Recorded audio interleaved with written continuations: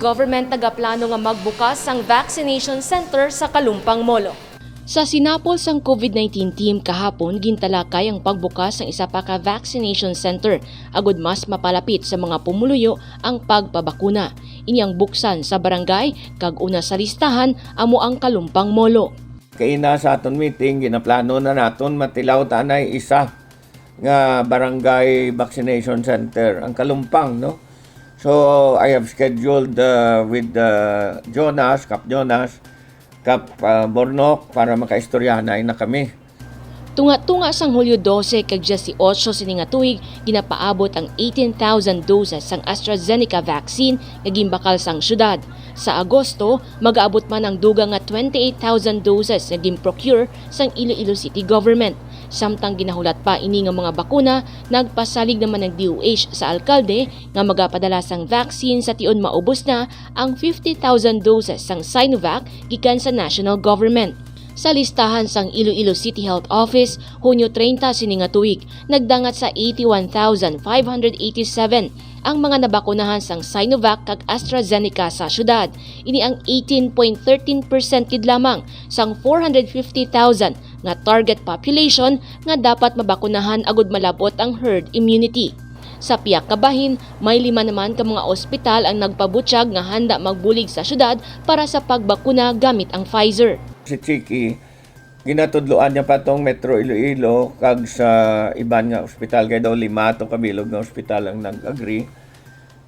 Tudloan kung paano mag-usar sang Pfizer. Once kabalo na sila, then we will have more hospitals para nga makausar sang Pfizer. St. Paul's, West Visayas State University Medical Center, ang TMCI, ang Metro Iloilo, and I think ang Iloilo Doctors Hospital. Antes magpabakuna, kinahanglan anay magparehistro. May registration sa mga barangay, mayara man sa 3 ka mga mall sa syudad. Importante ang pre-registration bangod wala nagabaton sang walk-in sa mga vaccination center. Samtang pag-aistoryahon naman sang alkalde ang regional director sang LTFRB angot sa plano nga libre sakay para sa mga nagapadulong sa mga vaccination sites. Jennifer Garcia Hernandez para sa Level Up Patrol.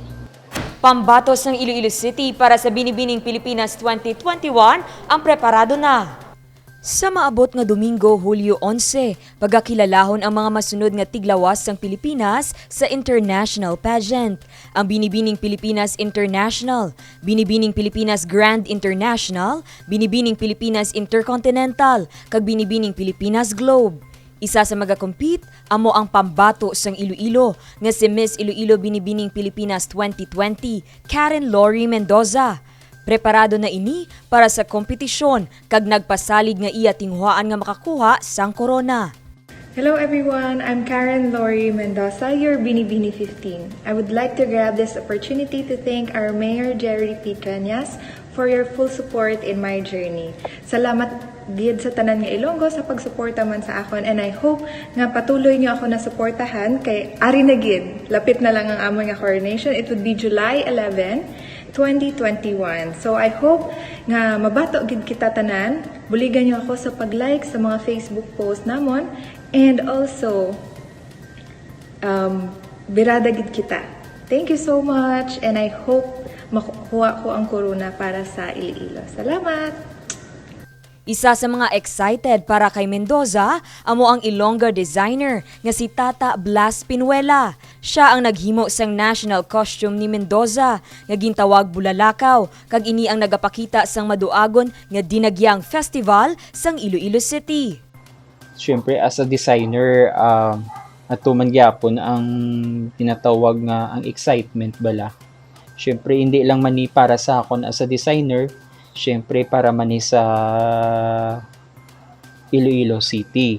Siyempre si Karen, kumbaga siya niya ang subject, siya ang ato niya nga i-represent. So kita mapabayo, mapailis, maasiseya, so dako gid nga privilege as a designer nga maka-representa.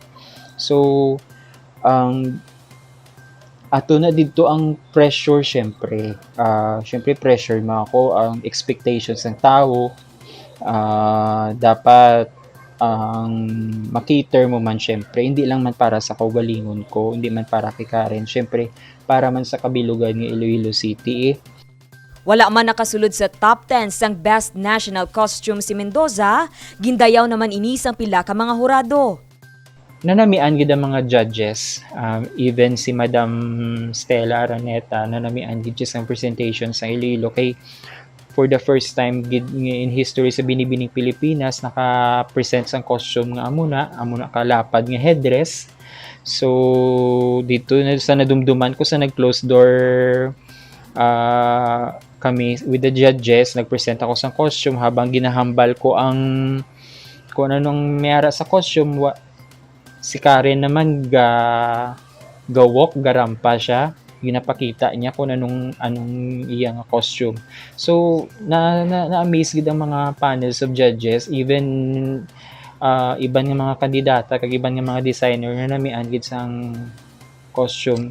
That's why nga daw ka nami man batyagon.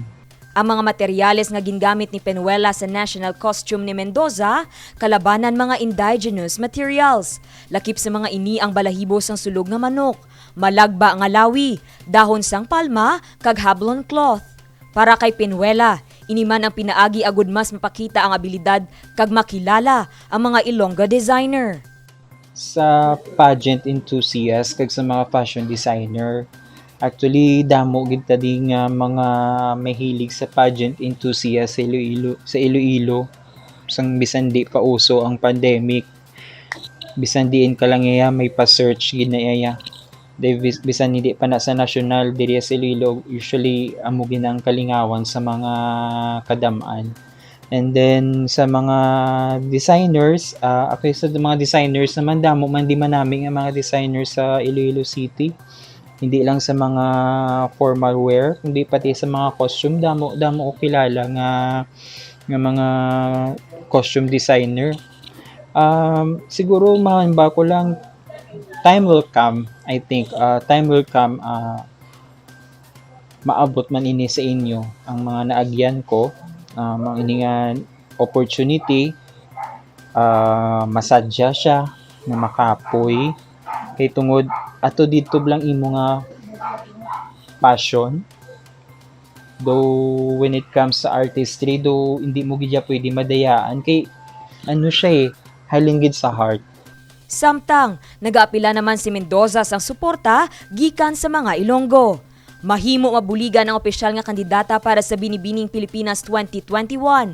Pinaagi sa pag-download sang BBP mobile application. Kag butuhon ang tiglawas nga si Binibining number 15, Karen Lori Mendoza. Mahimo malantaw ang live coronation night sa A to Z channel kag Binibining Pilipinas official YouTube channel. Dane Raffles para sa Level Up Patrol. Mayor Jerry Treñas ginkasubo ang pagtaliwan sang kapin 50 ka mga soldado sa C-130 plane tragedy sa probinsya sang Sulu. Sang nakaligad lang nga semana, nagpadulong sa Iloilo ang C-130 aircraft nga may tail number 5125. Sakay sini, si Presidential Spokesperson Harry Roque dala ang mga medical equipment kag dugang nga supply sang COVID-19 vaccine. Gani ginkasubo ni Mayor Jerry Treñas sang may baluan nga nag-overshoot sa runway ang C-130 plane sang Philippine Air Force sa Paticol, Sulu Province sang Domingo nga adlaw. Masobra 90 ka mga soldado ang sakay sang nasambit nga military plane. 50 sa mga ini ang ginbawian sang kabuhi. Well, sa ako nabasahan do, hindi ito plane crash. It was human error. Ang aeroplano nag-overshoot sa runway. I think kasubo gid kay do mga 49 to ka soldado kag mga crew ang nagtaliwan, no? But at the same time, we all have to understand that we really have to do our duty to our country, no? Nagapati ang alkalde nga kinahanglan magpaidalom sa mas maidid nga training ang mga piloto nga luyag mangin kabahin sang Philippine Air Force. Kinahanglan lang siguro ang aton nga mga pilots more training, especially nga nag-abot lang ini ang 3 ka C-130 sang January. So, you know, takes a lot of time para nga makatrain gid sa ila. Naibaluan may pila ka mga Ilonggo nga hangaway ang sakay sang C-130 sang nagluntad ang insidente. Divine Singh para sa Level Up Patrol.